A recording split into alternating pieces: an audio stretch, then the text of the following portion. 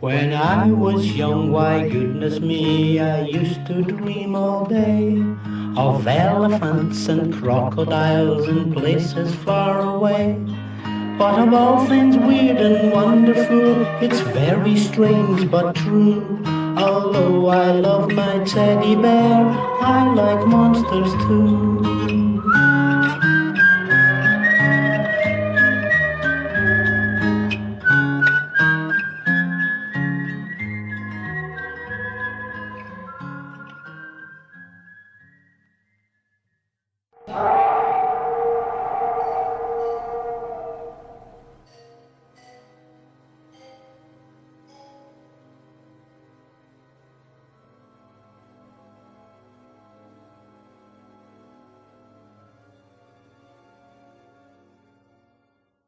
Trials of Ching Kwan, Part 2.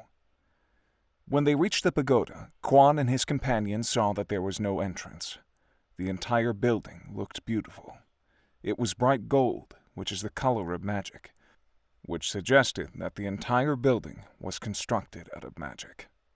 Suddenly, however, a skeleton creature appeared out of thin air to Kwan, asking him if he were here to compete in the trials. Kwan reluctantly said he was, and the skeleton then told him that in order to destroy the spear at the top, he would have to wear a special, magical yellow suit with black stripes down either side. Again, Kwan agreed, and the suit suddenly appeared on him, after which a door opened up leading to the first floor, with the skeleton creature vanishing just as quickly as it had arrived. The first floor of the pagoda was straightforward enough. It was filled with 6 zombies, all of whom could move fast and were very skilled fighters, though other than their instinctive fighting skills, they were still dumb and consumed with a desire to eat the flesh of the victims. The first floor was also filled with the bones of their former victims. Kwan and his 2 students weren't allowed to bring weapons into the pagoda either. Instead, they could only use the weapons that were supplied on each floor. On the first floor were 3 large blunt objects at the very back. Kwan had never dealt with zombies before. His specialty was, after all, the vampire. Still, he knew that most breeds of zombies could be killed by a sharp blow to the head. The magic that reanimated them often took root in the head. However, when Kwan and his 2 friends struck the zombies in the head though they would die, the magic of the pagoda instantly revived the magical creatures. Worse, there was no way to simply skip past this stage. The stairs to the next level only appeared if all the guardians of the first floor were slain. Kwan, however, soon figured out that the zombies could be killed by completely destroying the head, rather than just a simple blow. Working together, Kwan's 2 students would hold the rest of the zombies off, whilst he used the weapon to smash each zombie's head into mush. Once the last of the corpses was taken care of, stairs appeared at the back of the room, allowing Kwan and his students to ascend to the next level. On the second floor, there was a giant praying mantis creature, whilst the weapons, which this time were by the staircase, were 3 cutlasses. This creature was not a demon, however. It was a beast, an order of creatures that originated within the savage realm.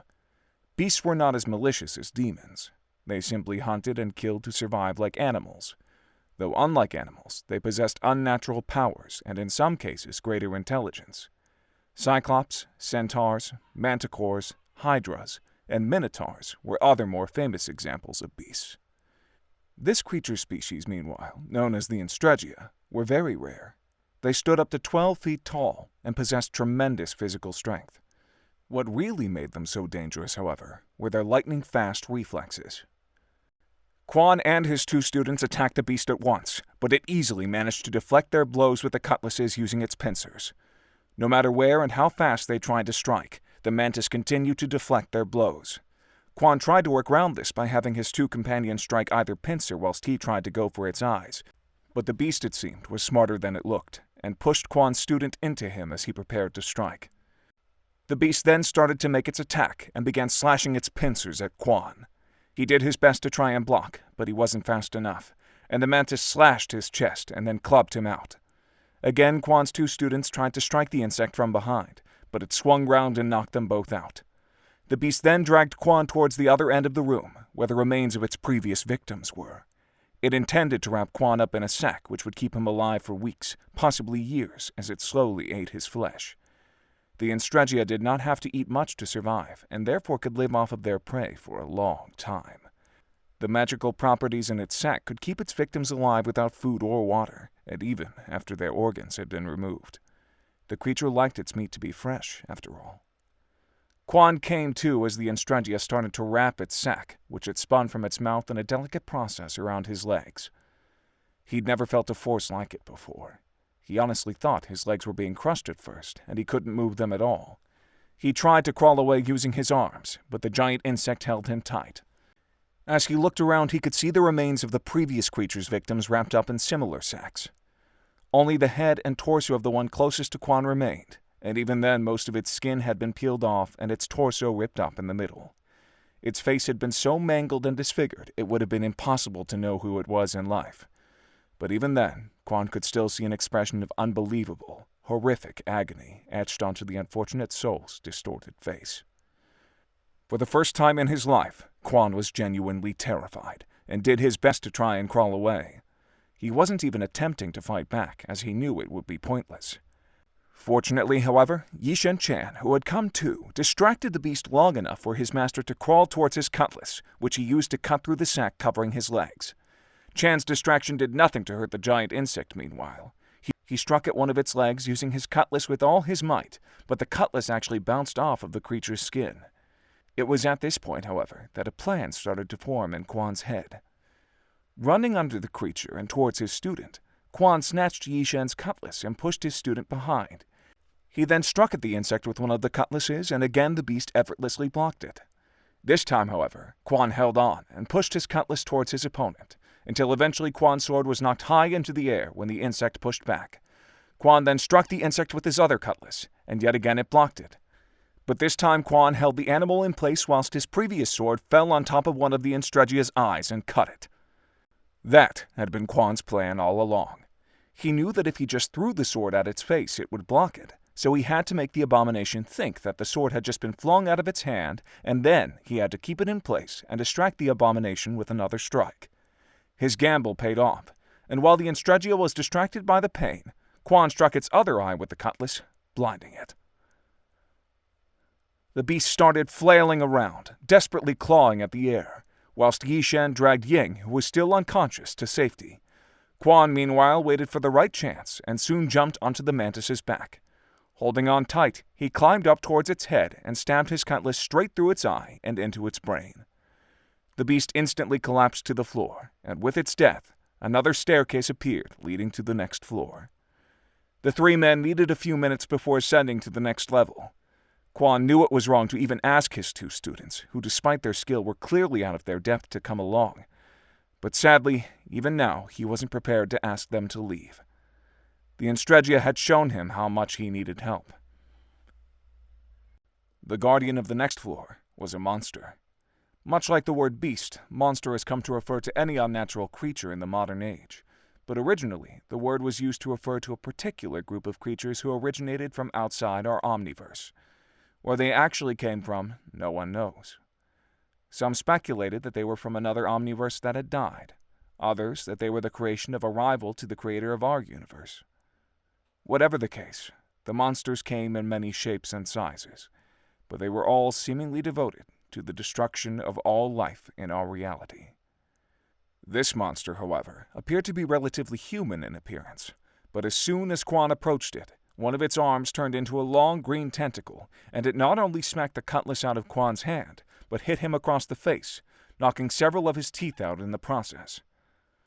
Kwan's two students instantly tried to retaliate, but this time both of the monster's arms turned into tentacles, and it grabbed both men by the legs and started swinging them into the air before tossing them to either side of the room. Kwan, meanwhile, noticed that there were 3 pairs of nunchucks on the wall beside the staircase. He instantly ran toward them, picked up a pair of nunchucks, and went to his friend's aid, before the monster could keep tormenting them. The guardian swung its tentacles at Kwan, but he managed to deflect them with his nunchucks, which seemed to create electrical shocks for the monster's tentacles. Obviously, they were made of some mystical force that could harm this relatively unknown creature. The two fighters continued to strike at each other, both landing blows, but nothing serious for the next few minutes. It soon became obvious to Kwan that the monster was merely toying with him, however, as it slowly drove him back to the staircase. Yishen attempted to intervene and attack the monster from behind, cutting off one of its tentacled arms. He then impaled it, before the beast whacked him with a tentacle toward Kwan. Enraged, the monster started to assume its true form. Both its legs and its arms, with the severed arm instantly regrowing, turned into several long tentacles, whilst its skin turned completely green.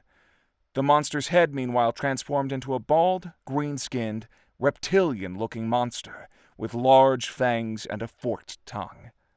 It was hard to make out the rest of its body, as it was concealed behind a mass of tentacles, but it appeared to be long and serpentine. Kwan tried to use his nunchucks again, but this time there were so many tentacles that he was overwhelmed. The monster not only beat Kwan to the ground, but it soon ensnared him in several of its limbs. Yishen meanwhile tried to slash at its tentacles, but a quick strike from one sent him tumbling back down the stairs to the second floor again, breaking his arm in the process. The monster then picked up his cutlass and shattered it to pieces. Ying, meanwhile, having dislocated one shoulder when the monster threw him across the room, still continued to try and fight the tentacled abomination. He slashed his sword as fast as he could at the incoming tentacles and managed to slice several of them off, but there were just too many of them, and worse, much like a hydra, they'd keep regrowing. Several of the tentacles were able to trip him up from under, whilst more soon came down on his back whilst he was on the floor, cutting him like a vicious cat-o'-nine-tails. Meanwhile, Yishen crawled his way back up the stairs and, fetching another pair of nunchucks, attacked the monster. He was soon overpowered, but his distraction bought Ying enough time to take off more of its tentacles. He even managed to hack at several of the tentacles that had ensnared Kwan, though Kwan's attempts to try and reach the monster's head proved to be just as futile as his two students. Once again, however, just as it seemed as though this monster was indestructible, Kwan quickly got an idea. Picking up his nunchucks and a cutlass, Kwan sliced off one of the monster's tentacles, but before it could regrow, he struck the stub of its tentacle with the nunchuck. Whilst the monster tentacle did regrow, it took almost a minute longer, and the monster actually recoiled in pain when the nunchuck hit its stump, which it had never done before. Using this combination, Kwan sliced off almost all of the monster's tentacles, and hit them with the nunchucks afterward until they were almost gone. In desperation, the monster resumed its human form, with both its limbs made up of surviving tentacles. It dodged Kwan and tried to make a break for ironically the last pair of nunchucks to defend itself until its limbs could grow back, but with one strike of his cutlass, Kwan parted the monster's head from its shoulders. It resumed its original form one last time before melting into a puddle on the floor, after which the staircase to the fourth floor appeared. The guardian of the fourth level of the pagoda was a vandal. These demons were rivals to vampires. Both were created by two different members of the same ancient race of demons, the Cardons, and therefore were ironically much more closely related to each other than they were to other demon races. Both, however, instinctively despised one another, as their creators had been bitter rivals. Whilst vandals shared many of the same powers and weaknesses as vampires, they fed on their victims' souls rather than their blood, and they fed on them using their claws instead of their fangs. There were many different species of vandals, just as there were vampires. Kwan had a few dealings with vandals over the years. In fact, he had even been forced to work with one, reluctantly, to take down a powerful European vampire king. Still, just because vandals were the sworn enemies of vampires did not mean that they were not every bit as evil and twisted as the bloodsuckers themselves. This vandal belonged to a particularly vicious breed known as the Dressertia, though its appearance was mostly human, however.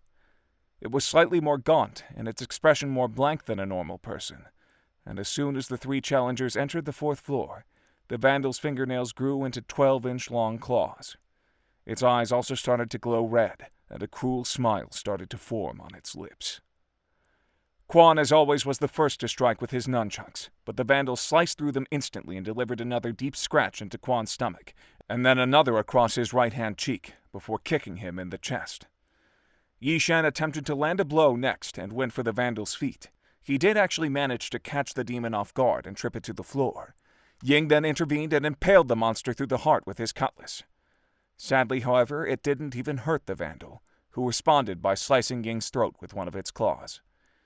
Yishen attempted to help Ying as the latter choked on his own blood, but sadly there was nothing he could do, and the vandal, after pulling the sword out of its stomach, sliced Yi Shen with it across the chest as he attempted to defend his friend, whilst a quick slash to the chest sent Kwan crashing to the ground.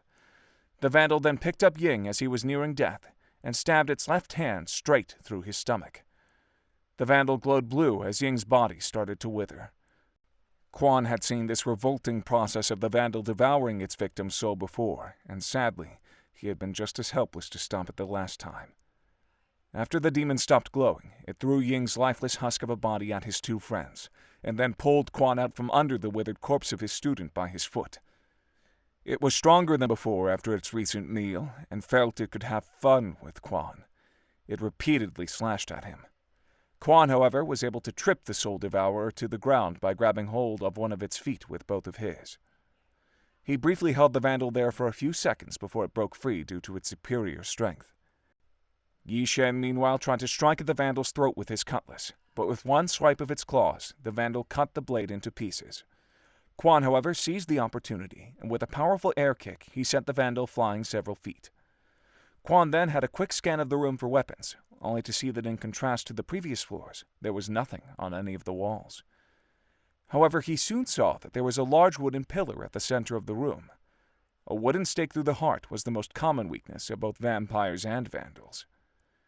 When the demon rose to its feet again, Kwan told his student to stay back, for now. He then jumped over to the demon as it charged at him and landed next to the pillar, which he broke in half with one kick. Kwan then lifted one half of the pillar up and rammed it toward the vandal. The demon's claws, however, easily allowed it to slice through the stake before Kwan could get it anywhere near its heart. Yi Shen then tried to kick the vandal toward the stake from behind, but again the clawed monstrosity was too quick, and it overpowered Yi Shen. The vandal held its claws to Yi Shen's throat and demanded that Kwan put the stake down and kick it toward it, which he did. The soul devourer then used its strength to completely snap the stake with its foot. At the same time, however, Yi Shen managed to land a lucky strike on the vandal's foot with his own, whilst the demon was distracted by Kwan, after which he then flipped over the vandal's head and pushed it towards Kwan, who delivered a punch with all his strength to the vandal's ribs, breaking them. Whilst the vandal was temporarily stunned by the pain, Kwan lifted it up over his head and brought the vandal down onto the bottom half of the broken wooden pillar sticking out of the floor. The vandal was impaled, though not deep enough to pierce its heart. But Kwan, wasting no time, delivered a series of furious punches to the vandal's stomach, which pushed it down deep enough for the broken pillar to go straight through its heart. The vandal instantly crumbled to dust, and a staircase to the fifth and final floor appeared. Sadly, neither Kwan nor Yi Shen had time to mourn their fallen colleague. As they were so desperate to get this nightmare over with, they both instantly ascended to the top floor. Both men were also running almost solely on adrenaline. If they actually stopped to think about it, they'd not only feel the exhaustion, but the numerous deep cuts and broken bones they had endured too. The top floor was darker than the others. So dark, in fact, it was difficult to see. There were no windows of any kind, and the walls appeared to be made of wood, or rather, magic resembling wood. Finally, there were also no weapons to be seen. The fifth guardian, meanwhile, soon emerged from the darkness ahead. It was a Turakan. Kwan had read about these creatures extensively in his research, but he had been lucky enough never to encounter one before now. The Turakan was, contrary to popular belief, not strictly speaking, a vampire. It was a relative of the vampire family, created by Castron, the creator of the vampire race. Castron was one of the most powerful and feared of all demons, and the ruler of the hellish realm. He was ultimately slain on our planet by the combined might of both the gods and the angels. Just before his death, however, Castron created lesser demonic creatures solely for the purpose of ensuring his resurrection. Once these demonic children, who he shared a link with even from beyond the grave, outnumbered humanity, then he would live again. The Turakan were the first such attempt to create a race like this, but despite their power and ferocity, Castron soon abandoned them. The problem with the Turakan was that they were too demonic and could not blend in with humanity.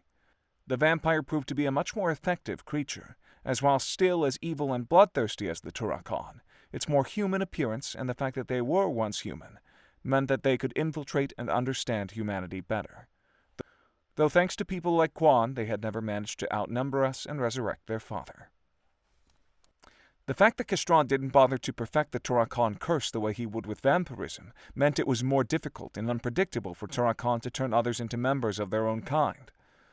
Whilst anyone could be transformed into a vampire, only those with the absolute strongest bodies could withstand the change into a Turakan. Ironically, Kwan himself probably would have been an ideal candidate. The Turakan shared their vampiric cousins' thirst for blood, though they lacked any higher intelligence. They were driven purely by an instinct to kill and torture, and were feared even among other demons. The fifth guardian was naturally the strongest of them all, and when Yi Shen tried to attack first this time, the demon sent him flying over 10 feet to the other end of the room. Kwan was a little luckier, and managed to land a punch on the Turakan's chest, but the bloodsucker didn't even flinch. Fortunately, Kwan was able to duck its retaliation and try to trip the Turakan up, like he had done with the Vandal. Unfortunately, however, due to its vastly superior strength, he couldn't even budge the brute's legs. The bloodsucker then responded by kicking Kwan across to the other end of the room. Yi Shen, meanwhile, jumped up and tried his best to fight off the demon. He delivered a series of punches to the vampire-like creature's chest and face, but again it did nothing, and the Turakan, proving to be a lot faster than its towering, almost 7-foot frame suggested, easily deflected one of Yi Shen's punches and started to twist his remaining arm. Yi Shen tried to pull free as hard as he could, but the Turakan's strength was just too great. Kwan tried to bring the Turakan down with an air kick, but the bloodsucker simply swatted him away with his other hand. It then put its foot on Kwan's chest and held him down. The monster, proving that it wasn't quite an animal in terms of intelligence despite its savageness, made Kwan watch as it slowly tortured his student. First, it broke Yi Shen's remaining arm, which it then pulled off completely. Then it ripped off his already broken arm, before disemboweling him with the talons on its hands. All the while, Kwan furiously struck the bloodsucker to no avail. Yi Shen tried to remain stoic at first, but as the Turakan tore more pieces off, he began to scream and beg Kwan for help. But sadly, there was nothing his old teacher could do. After a few more minutes of torture, the Turakan finally put Yi Shen out of his misery. First, it brought his spine down on its knee, breaking it in two, and then it pulled on both his shoulders and legs until he was ripped in half, after which it tossed either piece aside. The Turakan then reached down for Kwan and lifted him up by the throat with one hand, whilst another dug its talons into his stomach slowly. Kwan, in desperation, started to dig his thumb into the Turakan's right eye. At first, the sadistic monster tried to shrug it off, but eventually it became too much even for it, and the demonic fighter dropped Kwan. As Kwan tried to flee, however, the Turakan reached out and dug its claws into his back. Before it could hoist him into the air again, Kwan managed to pull free, albeit at the cost of the flesh the monster had grabbed onto. Kwan knew he couldn't possibly hope to defeat the Turakan on his own and with no weapons, so he headed back to the staircase, hoping he could find the nunchucks on the 3rd floor. Unfortunately, however, when he reached the staircase, it vanished. The Turakan soon caught up with Kwan again. It didn't help that entire room was now completely dark, and snapped Kwan's arm like a twig before throwing him on the ground, making sure Kwan landed on his broken arm. The bloodsucker then stood on his broken arm before trying to bring its foot down on his spine. Fortunately, however, Kwan had just enough strength left to dodge its attack, but the Turakan was relentless. It kept trying to crush him underfoot, with Kwan only narrowly keeping out of the way, rolling ahead of the undead demon until eventually he hit the wall of the 5th level. Knowing there was nowhere else for him to go, Kwan stood up to face the Turakan one last time, but soon saw that the vampiric creature was suddenly being more cautious around him after it had been gripped in the throes of bloodlust. Kwan suddenly figured it out. He remembered reading in the Cushing's diary that one weakness the Turakan shared with many of its vampiric cousins was a vulnerability to sunlight. Clearly, the Turakan was scared of accidentally breaking the thin wooden walls in case Kwan ducked. Now at last with an advantage, Kwan walked slowly to the side with the Turakan following him, before reaching out with his good hand and jabbing the Turakan in the same eye he had previously stuck his thumb into. Whilst the super demon briefly kneeled back in pain, Kwan turned around and used 2 one-inch punches to break through the wall behind, allowing sunlight to pour into the room. The Turakan was briefly caught in the sun's rays and its body instantly began to burn, but it managed to get out of the way in time before it completely caught fire. The monster, however, was severely burned and overcome with rage for the first time towards its attacker. But Kwan wisely kept in the sun's rays and continued to punch and kick at the wall, breaking more parts of it open. The Turakan, however, kept retreating back into the shadows, and in desperation Kwan reached out to try and pull the demon into the sun's rays. Instead, however, the Turakan grabbed hold of Kwan and pulled him out of its rays. Fortunately, however, Kwan managed to lift a broken piece of wood from the wall with his feet, which he then stabbed into the Turakan's chest when it lifted him over its head. Unfortunately, however, a stake through the heart could not kill a Turakan. But Kwan didn't stop there and ripped the makeshift stake out of the monster's heart and slashed it across the face several times before stabbing it in its wounded eye, which he used, after it dropped him, to push the demonic guardian into the sun's rays. This time its entire body started to go up in flames, yet it still struggled to get free of the sunlight. Kwan then delivered a final air kick to the stake in the monster's eye, which finally sent it tumbling backwards and out through the hole in the wall. The Turakan's body completely burned up into nothing but a pile of ash before it even reached the bottom of the 5 stories of the pagoda. With its death, a new door opened at the back of the room, leading to what Kwan had come here for in the first place. Before he could finish his task, however, he had to rest. The exhaustion and his injuries had finally caught up with him, and he collapsed on the pagoda floor. It also now sunk in that he had led 2 young men, who had originally come to him for help, to their deaths. He had made it clear to both Yi Shen and Ying before that there was a strong chance they wouldn't make it back, but they still readily agreed to help him. Kwan had helped rescue their families from vampires, after all, and so they felt it was the least they could do to try and save his. Still, he should have known they were not ready. But again, he was desperate for help, and they were the best he had. Kwan actually hoped that some of the injuries the Guardians had inflicted on him would turn out to be fatal, as whilst he would do all he could to protect his family, in many ways he didn't want to make it out of this alive either. After a few more minutes, he hoisted himself up and trundled towards the door. On the inside of the room was nothing but a large blue spear. As Kwan prepared to muster up the energy for a flying kick, the skeleton creature from outside suddenly reappeared. "Congratulations. I didn't think you would have defeated the Turakan. He had over 900 kills in the arena, without a single defeat, including me. I was once a great warrior like you, you know," the creature said before Kwan interrupted. "Unless you have anything useful to tell me, please, I'd rather not have an audience," Kwan said.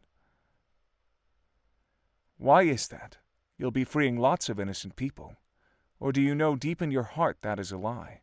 One that you've spun as much as those vile men who have imprisoned your loved ones?" the creature asked. Kwan didn't say anything. He knew he couldn't. "You won't be rescuing anyone but your family. Worse, if you break that sphere, you'll be unleashing all of the demons, monsters, and beasts locked up in the arena. Your city will become a haven for the very kinds of creatures you've devoted your entire life to fighting. Are you really willing to let that happen?" it asked. Kwan paused for a few seconds. "Help me," he asked. "You clearly have greater power than that sorcerer if you're a part of all this. Please, I defeated your champions. I overcame your trials. You owe me. Destroy the spell the Red Dragons have placed around my family," Kwan pleaded. Sadly, however, the skeleton creature was not cooperative.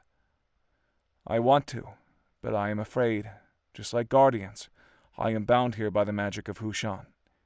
He would never help you. He loves to play his games. They're the only thing that makes his immortal life worth living. The only way I can stop you is to tell you that thousands of people will die if you destroy that orb. Your conscience is the final challenge." The skeleton creature vanished, and Kwan thought it over for a few minutes. He tried to rationalize it in his head, arguing with himself that if he didn't break it, his family would die, but that this way he could help fight the monsters that were unleashed into the city. He also tried to make himself believe that the skeleton was lying to him as well, but in the end, he put all the thoughts out of his head and smashed the spear with an air kick. He let his emotions take over for just a second, and it was enough to damn him. As soon as the spear smashed, the entire pagoda began to shake and break apart. Kwan wisely stumbled downstairs of every floor and outside, just as the pagoda turned into a massive ray of light, stretching up into the sky, which then vanished completely, leaving nothing behind. Up ahead, meanwhile, Kwan could see that the city of Hatska breaking apart. Buildings collapsed as the ground opened up at various places, and hordes of monsters, beasts, and demons all emerged in search of new victims. Kwan instantly ran back to the city to try and help, but there was obviously very little he could do. For the next few weeks, the city was completely ravaged. Hundreds of people lost their lives as Hatska became a no-man's land. Kwan was able to find both his wife and stepdaughter meanwhile. Whilst Valerie was grateful for what he had done, Amy called him a murderer and selfish, accusations that Kwan didn't argue with. Eventually, Hushan, whilst amused by the chaos his former pets were causing, soon felt that Hatska was more trouble than it was worth, and decided to destroy the city to avoid the paranormal being exposed. Using the portal to Quartoth underneath it, Hushan sucked the entire city to the darkest of the dark worlds. He gave Kwan a warning, 24 hours before, as a sign of respect for passing his trials. He also allowed Kwan to keep the yellow suit from the pagoda too, which did allow Kwan a certain immunity to certain magics, and had even healed his wounds after the pagoda had collapsed. Kwan continued to keep the yellow suit as his main battle costume for the rest of his life. He became instantly recognizable for it. Some say that he kept it not just because of its power, but also as a reminder of the horrors he had unleashed. At the same time, however, Hushan also sent an Elapsi after Kwan to try and block his escape from the city, viewing it as another fun game. The Nalapsi were similar vampiric creatures, even more ferocious than the Turakan.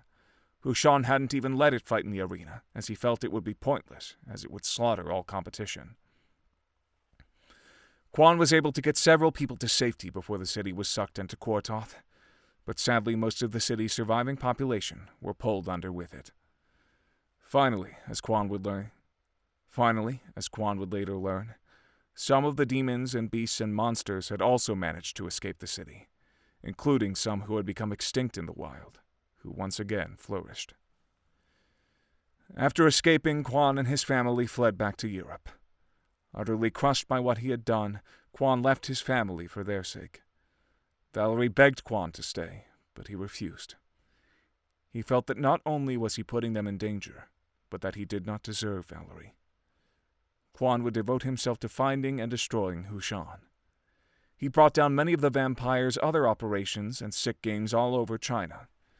At first, the Vampire King found Kwan's antics amusing, but eventually he grew to genuinely be angry with Kwan, and their feud became more bitter on both ends. Ironically, Kwan later worked with Amy, who took up being a vampire killer in his absence. Their relationship greatly improved over this time, as they both worked together to destroy the monster that had dragged her home city to hell. Amy even apologized to Kwan for having been so hard on him, having come to see how there is a need for people to do what he does, and that had other people stepped up sooner, then Hatska may not have been lost. At the same time, however, she also made clear that whilst she understood why he saved her and her mother, she could never condone the choice he had made in the pagoda. Kwan agreed, and every night he was haunted by nightmares of seeing the city he had once sworn to protect be pulled into the darkest of dark worlds.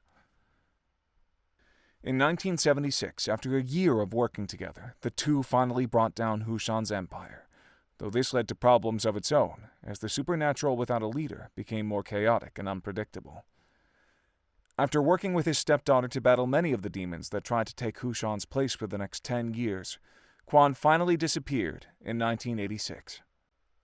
It was later discovered that he had joined the enigmatic time-traveling benevolent vampire Professor Fang on his travels throughout all of history. What became of Kwan on these adventures is a story for another time, however.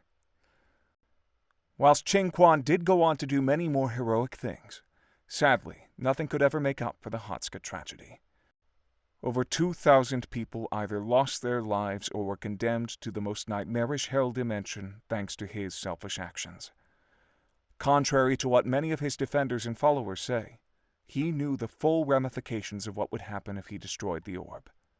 he overcame the most powerful opponents, knowing what would happen. Neither the claws of a Turakan or his own conscience could stop him. The important lesson to learn here is that you can never, ever play by the rules of the forces of darkness, no matter what is at stake. Kwan, despite his great intellect and bravery, let himself become a pawn of not just the Red Dragons and their demonic sorcerer, but of Hu Shan himself. Whilst his most ardent followers would insist that anyone would have done the same as Kwan, and maybe that's true, we must always remember that no good can come of bending to creatures like vampires' will, no matter how we try and justify it to ourselves. Sadly, Ching Kwan, who was otherwise quite possibly the greatest vampire killer, will always serve as a stark reminder to the rest of us. For all his great accomplishments, to many he will only be remembered as the man who condemned thousands of innocents to the darkest hell dimension to save his own family.